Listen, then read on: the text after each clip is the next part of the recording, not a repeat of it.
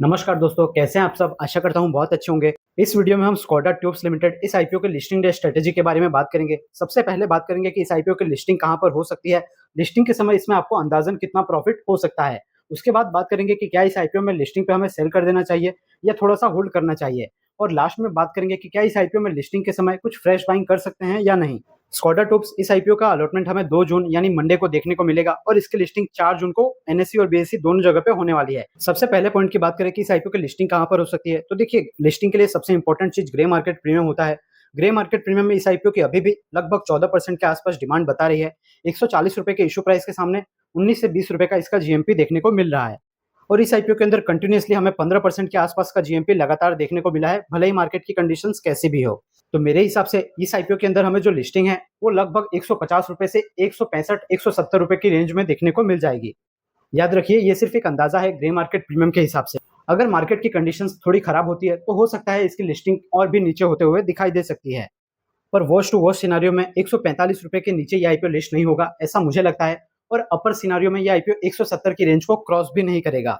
अभी अंदाजन grey market premium के हिसाब से बात करें तो अगर आपने इसमें रिटेल कैटेगरी में अप्लाई किया है तो आपको यहाँ पर एक लॉट में 1400-1500 रुपए के आसपास का प्रॉफिट हो सकता है।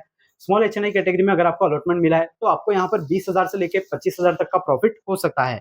याद रखिए ये सारी जानकारी मैं आपको ग्रे मार्केट प्रीमियम के हिसाब से दे रहा हूँ। ग्रे मार्केट प्रीमियम में उतार चढ़ाव होता रहता है। अब हम सेकंड पॉइंट की बात करते हैं कि क्या हमें इस आईपीओ को लिस्टिंग के समय ही निकाल देना चाहिए या थोड़ा सा इसमें होल्ड किया जा सकता है।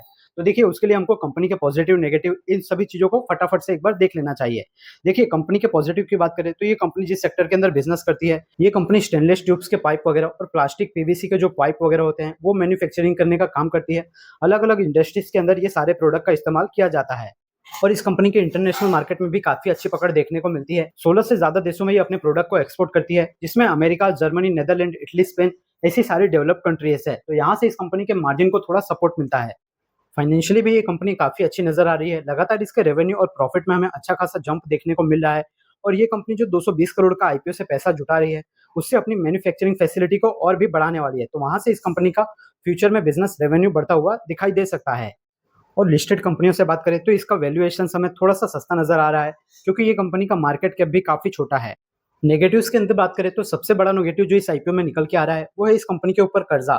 200 करोड़ का बड़ा कर्जा कंपनी के ऊपर हमें देखने को मिल रहा है। कंपनी सिर्फ प्रॉफिट अभी 25-30 करोड़ का रिपोर्ट कर रही है, उसके सामने कंपनी के पास 200 करोड़ का कर्जा पड़ा हुआ है। तो कंपनी का लगभग ज्यादातर अमाउंट जो है इंटरेस्ट के पेमेंट के अंदर ही खर्च हो जा रहा है। और इस आईपीओ के पैसे से कंपनी कोई भी अपना कर्जा रिपेमेंट नहीं कर रही, तो ये कर्जे की सिचुएशन ऐसी ही बनी रहेगी। 3.19 का इसका डेब्ट टू इक्विटी रेशियो देखने को मिल रहा है, ये काफी ज्यादा होता है। अगर आप इस कंपनी को और भी डिटेल में स्टडी करना चाहते हैं तो हमारे इस वीडियो से आपकी बहुत ज़्यादा हेल्प हो जाएगी। ऊपर आई बटन पे क्लिक करके भी आप इस वीडियो को देख सकते हैं। तो फर्स्ट ऑफ ऑल देखिए, जिसने अगर इसमें सिर्फ लिस्टिंग गेन के लिए अप्लाई किया है, तो अगर आपको यहाँ पर 10-15% का लिस्टिंग गेन मिलता है तो एग्जिट कर लेना ये काफ़ी अच्छी बात रहेगी, क्योंकि कंपनी का साइज़ काफ़ी छोटा है और इस कंपनी के ऊपर जो कर्जा है वो भी हमें काफ़ी ज़्यादा देखने को मिल रहा है। तो इस तरह की कंपनियों के अंदर रिस्क काफ़ी ज़्यादा होता है। पर्सनली मुझे तो अलॉटमेंट नहीं मिला है, पर मुझे अगर इसमें अलॉटमेंट मिला होता तो मैं इस आईपीओ को लिस्टिंग के समय 10 से 15% का अगर गेन भी मुझे मिलता तो मैं इसमें से एग्जिट कर लेता। आपका क्या डिसीजन होने वाला है ये आप कमेंट सेक्शन में ज़रूर बताना। मेरे हिसाब से आपको अपना डिसीजन लेने की कोई ज़रूरत नहीं है। अपने रिस्क को देखते हुए ही आपको अपना डिसीजन लेना चाहिए। अब हम अपने सबसे लास्ट पॉइंट की बात करते हैं कि जो लोग इसमें लिस्टिंग के समय कुछ फ्रेश बाइंग करने के बारे में सोच रहे हैं तो उनको इस आईपीओ के अंदर क्या करना चाहिए। तो देखिए थोड़ा सा ये नीचे लिस्ट हो सकता है 5 से 10%, पर इस कंपनी का जो साइज है ये काफ़ी छोटा है। सिर्फ 800 करोड़ का मार्केट कैप है इस कंपनी का। और कंपनी के ऊपर जो कर्जा है वो काफ़ी ज़्यादा है, 3.19 का डेब्ट टू इक्विटी रेशियो है।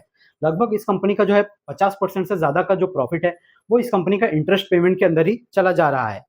तो फ्रेश बाई करने के लिए आपको जो है इसके अंदर थोड़ा वेट एंड वॉच में रहना चाहिए। जैसे जैसे कंपनी अभी अपना नया मैन्युफैक्चरिंग प्लांट लगाने वाली है आईपीओ से पैसे जुटा के, तो अगर वहां से कंपनी का रेवेन्यू बढ़ रहा है, आगे चलते हुए कंपनी अपने कर्जे को कम कर रही है, वो आपको सब कुछ क्वार्टरली नंबर जो कंपनी का रहेगा उसके अंदर देखने को मिल जाएगा। तो लगातार आप इसके क्वार्टरली नंबर्स वगैरह को ट्रैक कीजिए, ईयरली नंबर को ट्रैक कीजिए, मैनेजमेंट की क्या कमेंट्री है कंपनी को लेकर उसको आप ट्रैक करते रहिए। उसके बाद फिर आप इस कंपनी को स्टडी कर सकते हैं। स्टील सेक्टर की कंपनी है, इस कंपनी के प्रोडक्ट ये अच्छी बात है कि अलग अलग सेक्टर्स के अंदर इस्तेमाल किए जाते हैं। केमिकल इंडस्ट्रीज, अलग अलग इंडस्ट्रीज, इंफ्रास्ट्रक्चर, इन सब के अंदर इस कंपनी के प्रोडक्ट का इस्तेमाल किया जाता है। डोमेस्टिक और इंटरनेशनल दोनों मार्केट में कंपनी की अच्छी पकड़ देखने को मिल रही है।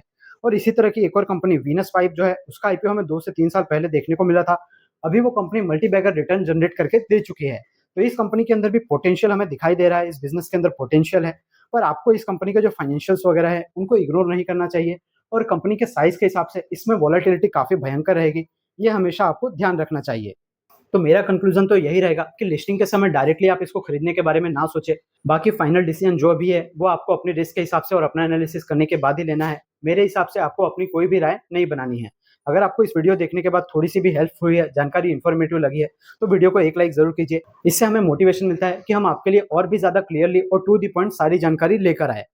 और अगर आपने इस चैनल को सब्सक्राइब नहीं किया है, तो SSA money Shri stock market इस चैनल को सब्सक्राइब करके बेल आइकन को प्रेस करके रख लीजिए, क्योंकि हमारे चैनल पे आपको आईपीओ मार्केट और स्टॉक मार्केट से जुड़ी सारी जानकारी एक्सक्लूसिवली देखने को मिल जाती है, जो आपको किसी और चैनल पे इस तरह की सभी जानकारी एक साथ नहीं देखने को मिलेगी।